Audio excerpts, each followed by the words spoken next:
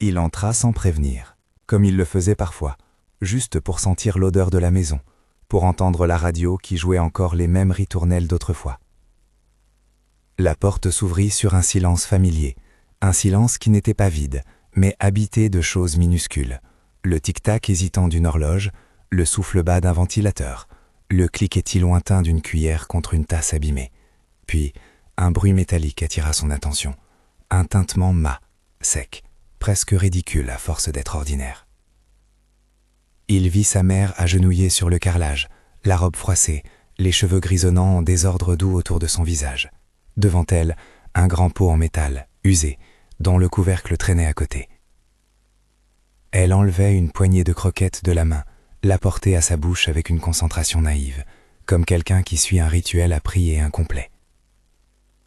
Les croquettes craquèrent entre ses dents, un son sec qui résonna plus fort que tout.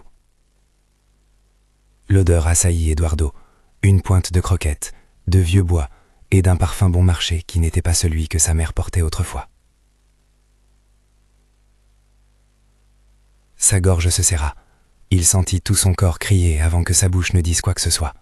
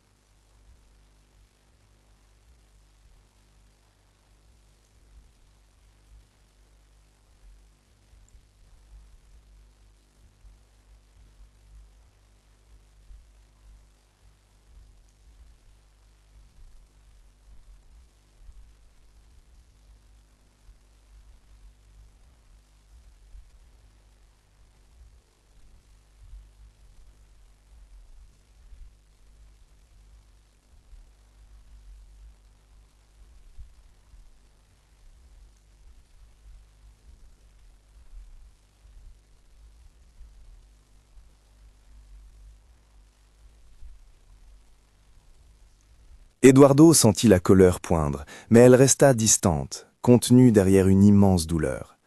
Il prit sa mère par les épaules, doucement, comme pour la rattraper d'un rêve, et la guida vers le canapé. Elle s'assit, regardant encore le pot, comme si elle venait de se réveiller d'un mauvais film. « Qui t'a donné ça ?» demanda-t-il, la voix trahissant une peur qu'il n'aurait pas cru sentir. Sa mère répondit par un rire qui était à la fois une réponse et une faille. « Je crois que j'avais faim.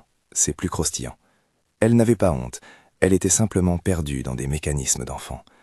Eduardo comprit une nouvelle chose. Il n'y avait plus d'enfant en face de lui à qui ordonner et réprimander, mais une personne fragile qui ne savait plus distinguer. Il y eut une lourde journée après ce matin-là. Il partit sans presque rien dire, le cœur serré, un plan se formant lentement, précis et dur. Il ne laisserait pas ça se reproduire. Mais la décision n'était pas seulement envers la nourriture. C'était une borne, un signal. Quelque chose dans les soins, dans la maison, n'était pas à sa place. Les premiers jours après cette visite se déroulèrent comme une enquête domestique dont il ne connaissait pas encore les règles. Il surveillait, questionnait, notait. Il appela la sœur, Carla, la seule à avoir accepté jadis de signer des documents, de s'occuper des formalités pendant l'enterrement du père. Carla répondit avec la voix distendue de la décontraction. « Tu fais une montagne d'Ariens, tu sais comment maman est parfois. » Eduardo sentit une distance dans son ton, une désinvolture qui frappa comme un craquement. Ils parlèrent peu. Carla était souvent absente, ses promesses de venir aider étant remplacées par des coups de téléphone à la durée réduite. Il y eut des indices qui s'accumulaient, petits comme des cendres jusqu'à ce qu'on souffle dessus et qu'ils deviennent une fumée palpable. Une note d'observation dans le carnet que Lorena laissait sur la table de la cuisine. Des mentions brèves, presque mécaniques, de somnolence, prise de comprimés, repas avalés avec hésitation. Des pilules manquant dans des boîtes rangées, des dates qui ne correspondaient pas aux prescriptions. Une fois, Eduardo trouva un pansement sur la cuisse de sa mère, petit et mal posé, signe d'un soin appliqué dans une urgence qui n'avait pas été expliquée. Il y eut des messages vocaux de la part d'un laboratoire qui indiquaient des résultats d'analyse, mais sans le détail attendu. Des rendez-vous médicaux reportés auxquels quelqu'un, Lorena ou Carla, avait répondu à la place de sa mère. Peu à peu, la maison qu'il connaissait se révéla habitée par des routines écrites par d'autres. Les doutes s'installèrent comme une neige épaisse. Ils étouffent, rendent le paysage méconnaissable. Il se surprit à vérifier son téléphone à chaque silence, redoutant un appel qui expliquerait tout ou confirmerait la terreur latente. Il commença à documenter, a rassemblé ce qui, à ses yeux, avait valeur de preuve. Des photos de la peau de sa mère quand il passait la main, des enregistrements de conversations brèves où l'on entendait la voix de Lorena répondre au téléphone, laisser des explications vagues, une liste d'achats faits pour sa mère qui n'avait plus de sens. Il eut une visite avec le médecin de famille, la docteure Elena, une femme calme qui connaissait bien la maison, qui avait suivi les deux mariés pendant des années. Elle regarda Donna Elsa avec une attention professionnelle, puis elle lui prit la main légèrement, comme on vérifie la température d'un visage. « Il y a des éléments de confusion, dit-elle prudemment. Eduardo nota chaque mot, comme on note des pièces dans une mallette, essentielles. La médecin parla de fluctuations cognitives, de perte de repères, mais sans romancer. Elle énonça la possibilité d'un tableau confusionnel, recommandant des examens complémentaires et une surveillance accrue. Elle insista sur la nécessité de garder des traces, des comptes rendus, pour assurer un suivi médical sérieux. Gardez tout, recommanda-t-elle, les heures des prises, ce qu'elle mange, qui lui parle. Sa voix avait la douceur de celle qui sait que ses mots portent un avenir pour d'autres. Eduardo sentit qu'il plongeait dans un rôle qu'il n'avait pas voulu tenir. Il devint le gardien des heures de sa mère, le comptable de ses pertes.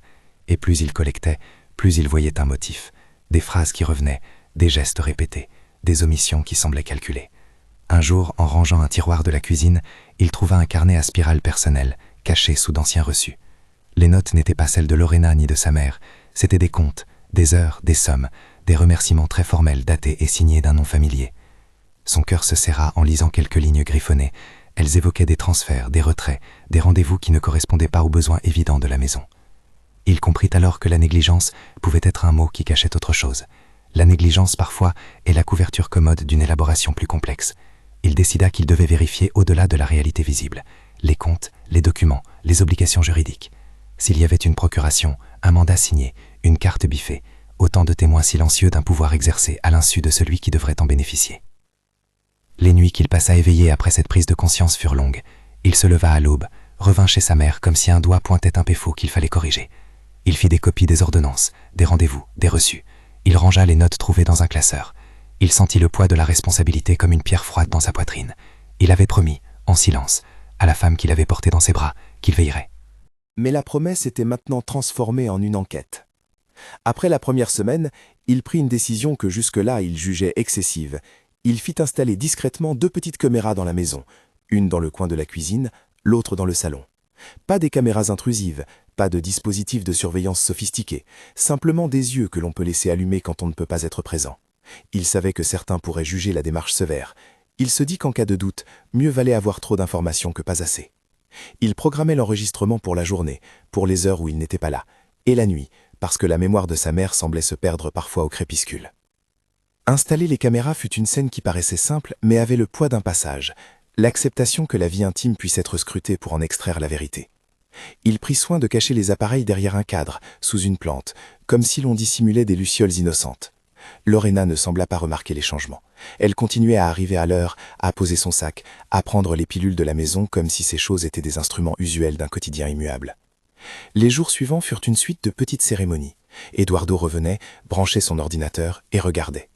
Au début, il ne vit que des gestes banals, une tasse posée, un journal ouvert, des pas sur le carrelage. Puis, lors d'un après-midi pluvieux, il trouva une séquence qui lui fit perdre l'air. La vidéo montrait la cuisine, le soleil tamisé par des nuages. Sa mère, assise à table, semblait distraite. Lorena entra, l'air affairé. Elle posa un petit paquet de croquettes sur la table, rigola doucement, comme pour une plaisanterie qui n'aurait d'autre sens que la tendresse. La caméra saisit un mouvement doux, puis un autre plus contraint, les mains de Lorena guidant subtilement la tête de Donna Elsa vers le pot, lui mettant presque les croquettes en bouche. La scène dura quelques secondes, puis un plan plus tard montrait Lorena versant quelques granulés d'un bocal dans la main de sa mère, la feignant attentive. Ce n'était peut-être pas une violence manifeste, mais l'intention était claire, une manipulation. Une autre séquence, plus tard dans la nuit, fut plus inquiétante encore. On vit Lorena approcher avec une boîte de comprimés, la main assurée, un verre d'eau près. Sa mère semblait somnolente, moins lucide. La caméra montrait Lorena ouvrant la boîte, prenant 2 comprimés qu'elle fit avaler à sa mère en les pressant contre sa gorge. Il n'y avait pas de note explicative, pas de prescription visible. Eduardo remit la vidéo au ralenti, revint plusieurs fois sur chaque image, écoutait les respirations, les bruits de fond. Il reconnut les gestes professionnels d'un soin, mais aussi une absence de protocole médical. Pas de dossier, pas d'appel au médecin, pas d'annotation datée dans le carnet officiel. Sa colère, jusque-là contenue, commença à bouillir, mais il se retint de la laisser éclater ouvertement. Il savait que pour que la justice ou la famille prennent au sérieux ce qu'il avait découvert, il fallait des preuves supplémentaires. Il fit une copie des vidéos sur un disque dur externe, écrivait soigneusement la date et l'heure et rangea tout cela dans un coffre chez lui. Chaque preuve qu'il collectait devenait une pièce d'un puzzle douloureux qu'il ne savait pas encore entièrement assembler. Il garda pour lui ces images pendant quelques jours, jusqu'à ce qu'il ait d'autres éléments. C'est alors qu'il décida de vérifier les finances. Les questions matérielles le paraissaient froides, mais elles étaient fondamentales. Si quelqu'un disposait du compte ou des ressources de sa mère, il fallait le savoir. Il contacta la banque, demanda des extraits, une démarche simple, administrative, presque banale. Mais ce qu'il découvrit fut tout sauf banal. Il y avait des retraits réguliers, des sommes qui semblaient être débitées aux mêmes dates chaque mois, vers des noms qu'il ne connaissait pas. Parfois des paiements à des comptes au nom de services de soins, parfois des virements à des comptes personnels. Il imprima chaque page, traça les motifs, nota les dates. Une série de retraits en espèces correspondait étrangement au jour où Lorena travaillait. Un virement à un compte auquel la signature officielle renvoyait à son nom et à celui de Carla comme mandataire. Les chiffres n'expliquaient pas tout, mais ils posaient une géographie claire. De l'argent partait, et quelqu'un le recevait. Il y eut une autre découverte, presque par hasard. En classant d'anciens papiers, il trouvait une photocopie d'un document dont il avait entendu parler vaguement lors de discussions familiales, une procuration. C'était un acte par lequel sa mère, en pleine lucidité autrefois, avait donné à Carla la gestion de certains biens en cas d'empêchement. Mais la signature semblait récente et la date portait la mention d'1 an seulement. Il fit vérifier la photocopie par un ami du secteur juridique qui lui expliqua, sans entrer dans des précisions juridiques, que la validité d'un tel acte pouvait dépendre de conditions de forme et de présence de témoins. Eduardo sentit son estomac se nouer. Il savait qu'il devait voir l'original. S'il y avait réellement eu un transfert de pouvoir, il fallait en comprendre la portée. Entrer dans l'intimité financière, dans la gouvernance de la vie d'une personne âgée, c'était pénétrer dans un labyrinthe où chaque porte semblait s'ouvrir sur une autre question. Eduardo prit un rendez-vous avec la banque pour demander officiellement une copie certifiée des derniers mouvements et la liste des personnes autorisées à effectuer des opérations. Il prévint Carla, mais son message resta sans réponse pendant plusieurs heures. Lorsqu'elle appela enfin, sa voix fut courte, distraite, presque blasée. « Je m'occupe de tout, ne t'inquiète pas, dit-elle, puis raccrocha. Eduardo sentit une colère froide. Ne pas s'inquiéter? Comment pouvait-elle résumer ainsi des semaines de signes? La nuit précédant la prise de rendez-vous au guichet, il relut les vidéos et les extraits. Chaque image, chaque chiffre formait un faisceau d'indices. Il sursautait un vieux tic, retournait mentalement chaque acte passé, chaque visite, chaque mot échangé. Il se demandait combien d'autres foyers abritaient des histoires semblables, des liens brisés par la désinvolture ou la cupidité. Il pensait à ce pot de croquettes, au bruit sec des croquettes, au rire confus de sa mère. Ce pot devint dans son esprit une frontière tracée. Il y avait un avant et un après cet instant. Et il avait fait le choix d'agir. Le lendemain, il alla à la banque. La salle d'attente avait l'air normale, presque indifférente, avec ses posters sur la sécurité, ses chaises alignées. Une conseillère, attentive, prit les extraits demandés. Elle lut quelques lignes, leva un sourcil, fit des copies. « Il y a des retraits fréquents et des destinataires récurrents », dit-elle à voix basse, en lui remettant les documents plastifiés. Eduardo les étala sur la table du petit bureau comme on étale des cartes. L'une après l'autre, les opérations formaient un motif. Des virements effectués au nom de personnes qui avaient un lien, parfois flou, avec la maison. Des paiements à des sociétés de services de soins, certaines légitimes, d'autres plus opaques. Et au milieu, des retraits en espèces, sans justificatif. Les sommes n'étaient pas énormes individuellement, mais la répétition créait le volume d'une appropriation silencieuse et continue. Il sortit de la banque le dossier sous le bras et retourna chez sa mère. Cette fois, il entra sans frapper, avec la résolution d'un homme qui portait le poids de la vérité. Lorena était là, comme toujours, coiffée, souriante, occupée à plier une serviette. Elle leva la tête et, pendant un instant, son sourire se figea. Il posa les documents sur la table, sans un mot. Sa mère, assise à l'autre bout du salon, regardait la télévision et paraissait indifférente, comme si la maison n'était que le décor d'un film où elle n'avait plus son propre rôle. « On va parler », dit Eduardo finalement, la voix ferme, contenue. Lorena est un mouvement, chercha une phrase, se contenta d'un « oui Eduardo », pesé. Il était prêt à poser des questions. Il ne voulait pas hurler. Il voulait que les mots et la force que la colère brute ne pourrait pas donner. Il voulait faire en sorte que, si vraiment il y avait eu des abus, cela soit prouvé et réparé. Il commença par demander des explications sur la nourriture. Lorena parlait d'un essai, d'un jeu pour stimuler un appétit absent. Elle parlait du budget serré, des difficultés, d'un manque d'appétit inexplicable chez Donna Elsa. Chaque phrase était calculée, comme si elle suivait un scénario qu'elle avait répété. Eduardo la regarda, puis posa la question sur la médication. « Nous avons parfois donné un léger sédatif quand elle était trop agitée, dit-elle, hésitante. Eduardo sentit la bile monter. Il resta calme, mais chaque mot l'atteignait comme une pierre lancée contre une vitre. Il ne révéla pas immédiatement les vidéos. Il prit le temps de demander les ordonnances, les boîtes de médicaments, les carnets. Lorena ouvrit un tiroir, en sortit un porte-document propre. Dedans, un certain nombre de feuilles, quelques notes, une copie d'une procuration au nom de Carla. Une copie, pas l'original. Sa voix était devenue hésitante, puis défensive. Carla s'occupe désormais des papiers. Elle est partagée entre le travail et la maison, mais elle gère tout, dit-elle. Eduardo nota la date marquée sur la copie et l'emporta avec précaution. Il sentait que l'engrenage se mettait en marche. Preuves matérielles, vidéos, témoignages. Mais il savait aussi qu'il risquait d'ébranler des fondations familiales qui pourraient se rompre avec fracas. La confrontation n'eut pas lieu ce jour-là. Il choisit de temporiser encore, de rassembler, de vérifier. Il posa le pot de croquettes à l'écart, comme un objet contaminé par une vérité qu'il refusait de garder en silence. Il emmena sa mère à une consultation supplémentaire avec la docteure Elena pour que l'évaluation soit écrite, officielle. Il prit rendez-vous chez un avocat pour comprendre ce qu'une procuration pouvait impliquer concrètement. Il se coucha tard, l'esprit entre la détermination et la fatigue, sentant l'évidence d'un combat qui n'était pas seulement pour sa mère, mais pour la dignité même du soin. Les jours qui suivirent furent une course contre le temps. Chaque minute qu'il laissait la maison sans surveillance était une minute pendant laquelle d'autres décisions pouvaient être prises, d'autres retraits effectués. Il installa son ordinateur au salon, revoyant encore et encore les vidéos, notant les heures, les gestes, le détail des conversations interceptées. Parfois, il s'arrêta pour regarder sa mère dormir et la trouvait belle d'une beauté triste, vulnérable. Il lui parla doucement, parfois lui lisant des textes anciens qu'elle aimait, parfois restant simplement là, la main posée sur la sienne. Il savait que lorsqu'il franchirait la porte de l'action, déposer une plainte, confronter publiquement Carla, aller voir la police, il y aurait des conséquences. Les regards familiaux allaient changer, des alliances se dessineraient, la vie de chacun serait réarrangée. Mais il savait aussi qu'il avait peu d'options si on considérait la dignité d'Elsa. La maison ne pouvait plus être un lieu où l'on tolère l'inexplicable. La tension monta d'un cran quand un soir, en retournant les vidéos, il tomba sur une séquence qui n'était pas encore analysée. C'était une courte séquence d'une journée où sa mère avait reçu une visite tardive. La caméra montra la porte qui s'ouvrait, une silhouette familière entrant, échangeant des mots rapides avec Lorena. La voix était celle de Carla. Elle se parlait bas, puis Carla s'approcha de la table, posa une enveloppe, un geste bref. Les images ne montraient pas les mains prenant de l'argent, mais la tension était palpable. Carla repartit avec un sourire fixé. Lorena resta quelques instants à contempler l'enveloppe avant de la glisser dans son sac. L'écran montrait seulement des instants, mais Eduardo sentit que chaque seconde criait une vérité. Il y avait un lien financier, plus que familial, une transaction qui n'avait pas sa place.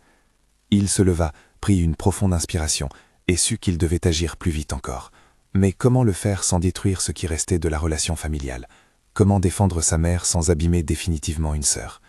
Ces questions le hantèrent tandis qu'il fermait l'ordinateur et regagnait sa voiture, prêt à aller voir quelqu'un qui pourrait l'aider à mettre de l'ordre entre preuves et accusations. L'air de la nuit lui sembla plus vif, comme si la ville elle-même retenait son souffle. Il se répétait silencieusement « Il faut des preuves, il faut des témoins, il faut être juste ». La route vers la vérité venait de s'ouvrir, et il était déjà dedans, non plus comme un fils passif, mais comme un homme qui avait décidé que la dignité de sa mère valait tous les combats. La matinée où il avait pris la décision de ne plus attendre restait imprimée dans son corps comme une ligne de feu. Il remit les vidéos et les extraits à l'avocat qu'un ami lui avait conseillé, une femme aux yeux vifs et à la voix posée, qui n'usa pas de promesses faciles. Elle écouta, feuilleta, retrouvait les heures sur les fichiers, nota les numéros de compte, respira et dit « Il y a matière à déposer une plainte pour maltraitance et pour gestion douteuse des comptes, mais il faudra présenter tout cela à la police et au procureur.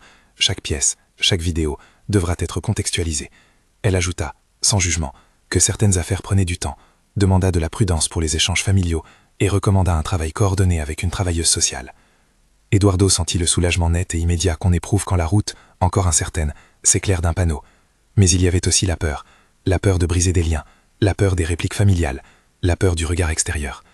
Il reprit la nuit les vidéos, scruta les gestes, écrivait des chronologies, imprimait les preuves, classa. Puis, un jour de pluie fine, il alla au commissariat. Sur la table du policier, les copies des fichiers s'alignèrent comme des aveux silencieux. L'homme en face prit des notes, posa des questions précises, neutres. « Vous êtes sûr des dates ? Qui d'autre sait ? Avez-vous conservé l'original de cette procuration ?» Eduardo répondit du mieux qu'il put. Il remit les clés de l'armoire où étaient les boîtes de médicaments, décrivit le carnet de notes, mentionna la visite où il avait surpris Carla laisser une enveloppe. À la fin de l'entretien, on lui dit qu'une enquête allait être ouverte, qu'un officier serait chargé de recueillir des témoignages et qu'il faudrait organiser une visioconférence avec la médecine légale si nécessaire. On lui recommanda aussi de prévenir le service social local. Le soir même, lorsqu'il rentra chez sa mère, Lorena n'était pas là. La maison avait repris son air banal. Une serviette sur la chaise, une tasse non rincée, la télé en faible murmure. Il se sentit trahi par l'absence comme par une preuve. Elle avait quitté la maison en sachant probablement que quelque chose changeait. Il glissa les mains dans les poches, ouvrit le carnet de sa mère, relut la note qu'il avait trouvée et nota une idée qu'il n'avait pas encore formulée à voix haute. Il fallait protéger sa mère non seulement des gestes immédiats, mais de l'isolement. La dignité se recomposait aussi par les présences bonnes et régulières. 2 jours après le dépôt de plainte, Lorena revint. Elle franchit la porte avec l'air de quelqu'un qui reprend un rôle après une pause, mais son visage était une combinaison de colère froide et de fausse sérénité. Ils se retrouvèrent tous les 3 dans la cuisine. Eduardo en tenue simple, la voix mesurée. Donna Elsa, comme à son habitude, dans un mélange de confusion et de clarté passagère. Lorena, droite, le carnet en main. Il n'y eut pas de cri. Eduardo posa calmement la question sur les vidéos. Elle pâlit, tenta de détourner le sujet, puis haussement d'épaule. J'ai fait ce que j'ai jugé nécessaire. Le ton sonna comme une condamnation de la discussion possible. Au moment où Eduardo expliquait qu'il avait parlé à la police, Lorena fit un mouvement, serra les poings, et la pièce se remplit d'une menace muette. Elle prit son sac, marcha vers la porte, se retourna, et pour la première fois depuis qu'il l'avait remarqué, il entendit une voix qui n'était pas une défense, mais une accusation. « Vous me faites perdre mon travail », dit-elle. Ses yeux cherchèrent la colère d'un seul coup, comme on cherche un allié. « Si vous voulez me faire du mal, je partirai, et je dirai ce que je sais. » Sa menace n'était pas explicitement de nature violente, c'était plutôt la promesse que si on la mettait en cause, elle parlerait à son tour, briserait des réputations. Elle partit en claquant la porte derrière elle, en laissant un parfum de permanence et de colère. La police fut diligente pour l'époque, en tout cas telle qu'on l'aperçoit dans des histoires plus petites que les drames de la une. Un officier vint faire des constats, prit les copies des vidéos, remit un avis de convocation. Il demanda aussi une évaluation sociale immédiate pour s'assurer du bien-être de Donna Elsa. Il préconisa de limiter les accès aux comptes en attendant le résultat des vérifications. La banque, alertée, accepta de geler les mandats temporaires en attendant une clarification. Ces gestes administratifs semblaient froids en apparence, mais ils formaient une chaîne protectrice. Eduardo se sentit illogiquement un peu mieux. Chaque requête accomplie fonctionnait comme une réparation en acte. La convocation officielle pour la sœur fut un moment tendu. Carla, lorsqu'elle arriva, était pâle. Les conversations furent contenues, brèves. Eduardo exposa les vidéos, les dates, les relevés. Carla eut d'abord un silence long, comme celui qui précède le retournement d'un paysage. Puis elle regarda autour d'elle, vit sa mère comme on regarde un objet fragile que l'on a mis à l'écart sans le vouloir, et dit « Je ne voulais pas ». Sa voix se brisa. Il y eut des mots rapides, des adoucissements, des larmes qui ne suffisaient pas à dissiper des mois d'absence. Elle reconnut avoir signé des documents, sans se souvenir précisément du contexte, avoir demandé à Lorena d'aider pour les courses et parfois de faire avancer des paiements. Son récit était celui de quelqu'un qui avait laissé la prise en main dangereusement facile, sans imaginer que tout cela glisserait dans des usages qui n'avaient pas leur place. La justice, dans notre histoire, n'était pas un coup sec qui bande et tire. Elle fut d'abord une série de portes que l'on ouvrait. Le procureur convoqua des témoins, accepta des extraits vidéo comme éléments à l'enquête, demanda une expertise médicale pour formuler un avis sur l'état de Donna Elsa durant les incidents. La docteure Elena fut appelée à témoigner. Elle parla, calme, des fluctuations cognitives observées, des signes de désorientation retrouvés dans ses consultations, de la nécessité d'un suivi. Elle précisa sans dramatiser qu'un tableau de confusion pouvait rendre une personne plus vulnérable aux influences externes, et que l'administration de médicaments en dehors d'un protocole était à signaler.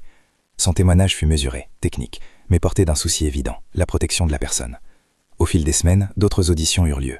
Les voisins furent entendus, un livre de comptes fut présenté, une série de retraits fut authentifiée par la banque. Les vidéos furent visionnées dans un cadre officiel, les gestes examinés, les correspondances entre les dates des retraits et des visites établies. Chaque pièce fut minutieusement pesée. Il y eut des dépositions où la voix trembla, des moments où la salle d'audience sembla retenir son souffle. Dans l'une des audiences préliminaires, Eduardo lut un passage du carnet de sa mère qu'il avait trouvé, une petite note maladroite, qui parlait d'un dîner, d'un soimière, et surtout de la présence d'un enfant qui venait jouer. La simplicité d'un attachement maternel contrastait terriblement avec la mécanique froide des comptes. Lorena finit par être formellement mise en cause. La procédure permit d'obtenir son audition. Elle nia d'abord toute malveillance, disait avoir agi par souci pratique et d'économie, présenta la notion d'adaptation de la maison, parla d'incidents isolés. Mais les vidéos contredisaient plusieurs éléments de son récit. On la vit rapprocher la tête de Donna Elsa du pot, elle fut filmée administrant des comprimés non identifiés et des échanges monétaires apparaissaient dans les relevés. Les contradictions de son discours et la force des documents la laissèrent sans le confort d'une version simple. Lors d'une confrontation organisée par la police, où officiait aussi la travailleuse sociale, Lorena céda. Elle reconnut qu'elle avait, à ses yeux, facilité certaines démarches financières en collaboration avec Carla, qu'elle avait parfois administré des médicaments pour calmer les moments d'agitation et qu'elle avait pris des libertés avec des choix alimentaires qu'elle jugeait pratiques. Mais elle ne formula pas d'excuses claires devant la famille. Sa défense oscilla entre la justification du travail et la minimisation des faits.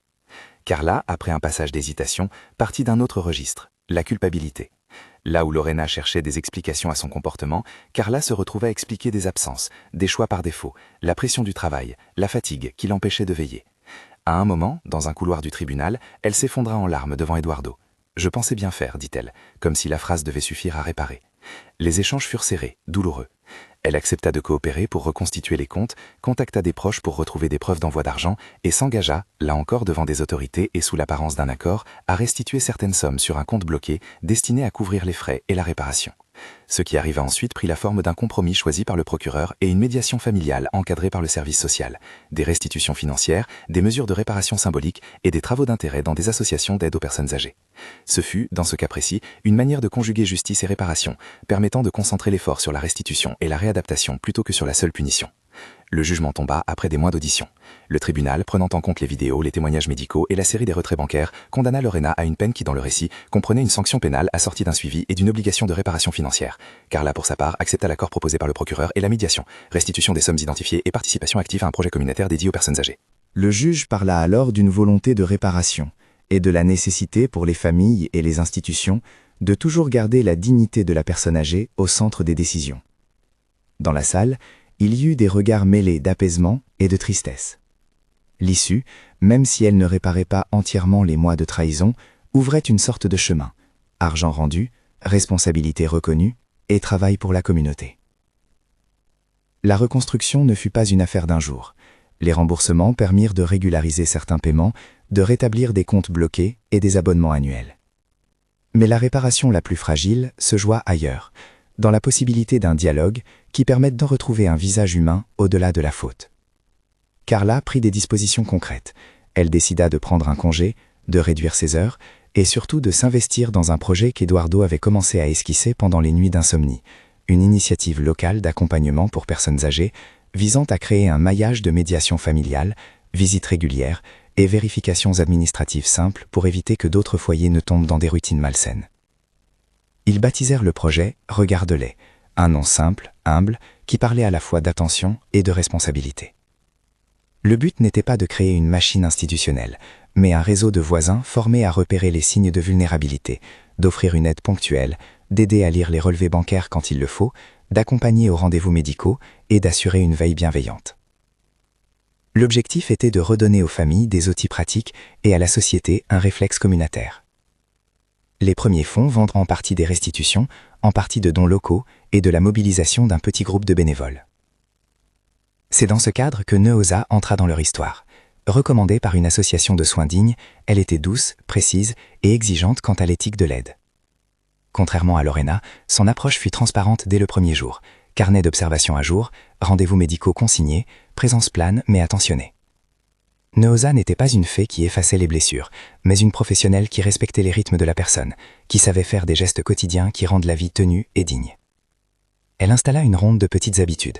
Sortir Donna Elsa au jardin aux heures où la lumière la réveillait, préparer des plats simples et à la texture agréable, évoquer des chansons anciennes pour stimuler la mémoire affective.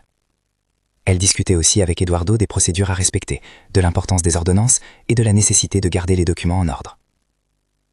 La première fois que Neosa prit la main d'Elsa et la conduisit dans le petit jardin, Eduardo regarda la scène depuis la fenêtre comme on regarde un pays qui renaît. Sa mère, assise dans une chaise de jardin, sentit le soleil sur ses tempes et, pendant un instant, fixa l'horizon d'un air qui n'était plus confus, mais attentif. Elle prit un biscuit, le goûta, dit un mot ancien, qui fit sourire Eduardo. Ces petites victoires, presque invisibles, étaient pourtant des pierres dans la reconstruction. La relation avec Carla fut délicate.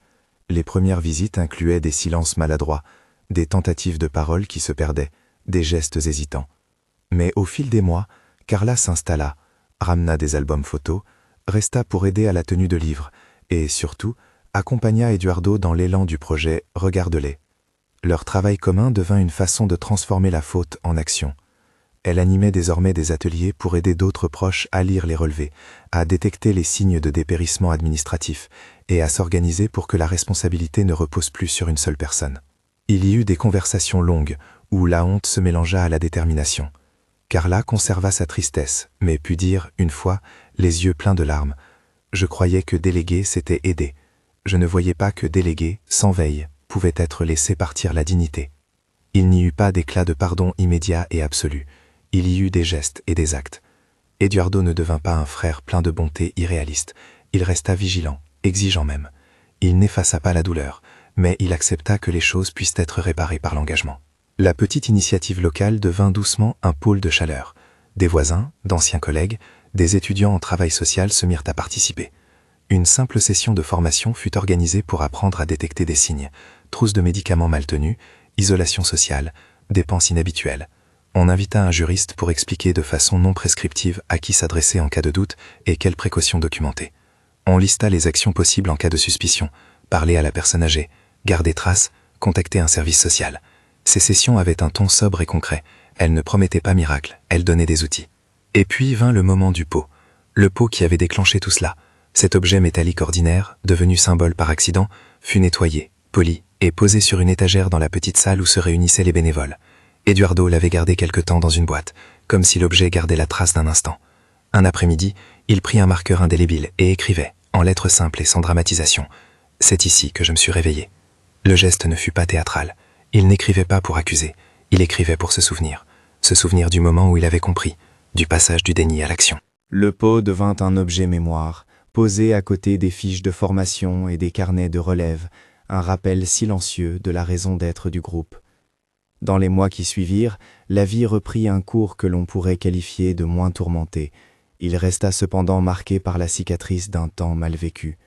Donna Elsa eut des jours de grande lucidité, où elle riait des souvenirs de jeunesse, et des jours où l'on voyait ses yeux chercher un port.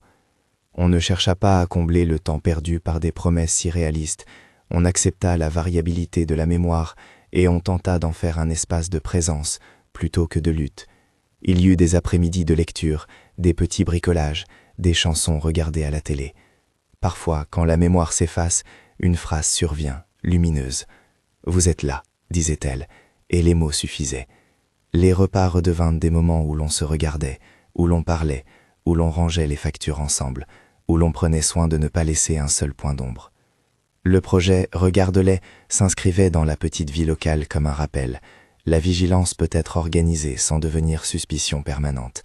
L'aide peut être simple sans perdre sa dignité. La famille peut être aidée à rester famille, tout en se protégeant. Eduardo y trouva une raison qui dépassait la blessure, transformer un traumatisme intime en une force capable d'éviter que d'autres ne tombent dans des routines malveillantes. Le groupe organisa une journée annuelle d'information, un service d'écoute hebdomadaire et une ligne de parrainage entre voisins. Le pot fut montré lors des premières réunions. Il ne déclenchait ni honte ni colère. Il déclenchait une histoire partagée, un signal pour ne pas fermer les yeux. Il y eut aussi des jours d'amertume. Devant certaines associations et certains regards, Eduardo sentit l'odeur d'un jugement ingrat. Certains murmuraient « Comment la famille a-t-elle pu attendre ?» D'autres disaient que c'était une dent contre les soignants. Il garda la tête haute et expliqua, encore et encore, que sa démarche ne visait pas à stigmatiser, mais à responsabiliser. Il parlait des indices comme on parle d'indices d'un feu. S'il n'y a pas d'intervention rapide, les étincelles deviennent flammes. Sa parole faisait écho au déboire de tout gardien fatigué. Déléguer est nécessaire, mais la délégation sans veille est dangereuse. Un soir d'automne sur la terrasse, il s'assit près de sa mère. Une lumière douce baignait le jardin, le léger bruit des feuilles créant une mélodie simple. Elsa, comme souvent, regardait ses mains, mais à un moment précis, ses yeux se posaient sur lui avec clarté. Elle prit une inspiration profonde, posa sa main sur la sienne et dit, d'une voix qui savait encore être maternelle, « Merci d'être venu ». Ce n'était pas une phrase lourde de remerciement, c'était une reconnaissance simple, presque fragile, mais pleine. Eduardo sentit la chaîne invisible qui le liait à sa mère se réajuster. Il n'était pas un avocat, pas un enquêteur, mais le fils. Son rôle n'était pas de laver tout le passé, il était d'être présent. La sentence de la justice resta dans la mémoire comme une étape, non comme un point d'arrivée. Lorena partit de la ville, et quelques semaines après son départ, on sut qu'elle avait trouvé un emploi ailleurs. Le chemin de sa réadaptation était inconnu, comme l'était souvent le destin des personnes mises en cause. Carla s'appliqua à rembourser et à agir. Elle devint une partenaire active du projet Regarde-les. La famille apprit à être sobrement vigilante. Plus de délégations complètes sans contrôle, plus d'architecture administrative laissée au hasard. Les documents furent rangés, les comptes vérifiés par un tiers, les ordonnances annotées, les visites médicales consignées. Les gestes pratiques devinrent une protection. Avec le temps, la communauté apprit à regarder autrement. Des voisins s'inscrivaient pour des visites, des jeunes se portaient volontaires pour accompagner au rendez-vous, des proches apprirent à parler de l'argent sans que la conversation ne tourne au conflit. Le petit projet donna naissance à un groupe plus vaste, avec des tables rondes mensuelles, où l'on partageait cas pratiques, expériences et, surtout, outils. Aucun discours moralisateur, seulement des fiches pratiques, des checklists, des coordonnées d'aide. L'idée était simple. Quand la société s'organise à l'échelle du quartier, on réduit la capacité d'actes délictueux isolés. Les reporters locaux vinrent une fois pour raconter l'histoire du pot, non pour faire un spectacle, mais pour écrire une chronique sur la vigilance citoyenne. Eduardo accepta, mais posa des limites. Il ne voulait ni expiation publique, ni stigmatisation. Il souhaitait seulement que d'autres entendent et prennent garde. L'article parut, sobre, parlant d'un fils qui trouva sa mère mangeant des croquettes, d'un pot devenu symbole, et d'un projet communautaire né d'un réveil tardif mais salutaire. L'écho de cette histoire amena d'autres personnes à s'informer, à monter des initiatives semblables. Les mois devinrent des années. Dans la maison, la mémoire de Donna Elsa continua d'osciller. Il y avait des matins clairs où elle reconnaissait tout, où elle chassait les nuages de l'oubli par une plaisanterie. Il y avait des soirs où l'on la retrouvait silencieuse, regardant la maison comme un paysage étranger. Mais sa dignité fut préservée d'une manière nouvelle. Elle put continuer à être aimée dans la clarté des actions prises pour elle. Dans les derniers mois que raconte cette histoire, elle prit la main d'Eduardo et, en soufflant, regarda le pot posé près du coin lecture. « Ce petit pot, dit-elle, il me rappelle que quelqu'un a eu les yeux grands ouverts. » Sa voix trembla, comme si le souvenir réveillait plus que la gratitude, une reconnaissance profonde de l'attention humaine. Eduardo, au fil des jours, apprit la patience qui accompagne la réparation. Il sut que la vigilance ne rend pas la mémoire, ne rend pas toutes les heures perdues, mais qu'elle permet d'éviter d'autres pertes. Il chercha à partager ce qu'il avait appris sans excès, avec la conviction que la prévention était d'abord une qualité d'attention. Appeler un parent, vérifier un reçu, questionner une absence, demander une copie d'une procuration, aller au rendez-vous avec un proche. Ces gestes ne sont pas héroïques, ils sont humbles. Le pot resta posé dans la petite salle de réunion. Un panneau l'accompagnait maintenant, expliquant pourquoi il avait été gardé. Ce pot nous rappelle combien il est vital de garder les personnes âgées au centre, de contrôler les comptes, de ne pas déléguer totalement sans veille et de créer des réseaux d'entraide. Les lettres étaient simples, sans accusation, pleines d'un amère douceur qui invitait à l'action plutôt qu'à la condamnation. La dernière image valable pour conclure ce récit est une scène presque immobile. Eduardo assis près de sa mère sur le petit banc du jardin, la pluie fine en arrière-plan, le pot sur l'étagère du salon visible à travers la fenêtre. Il n'échangeait pas beaucoup de mots ce jour-là. Elle le regardait parfois, puis reportait son attention sur la terre, sur un oiseau, sur un souvenir qui revenait. Il avait appris à ne pas tout combler par le discours. Il suffisait souvent d'être. Il prit la main de sa mère, la serra doucement, et pensa à tout ce qui avait été perdu et à tout ce qu'on pouvait encore sauvegarder.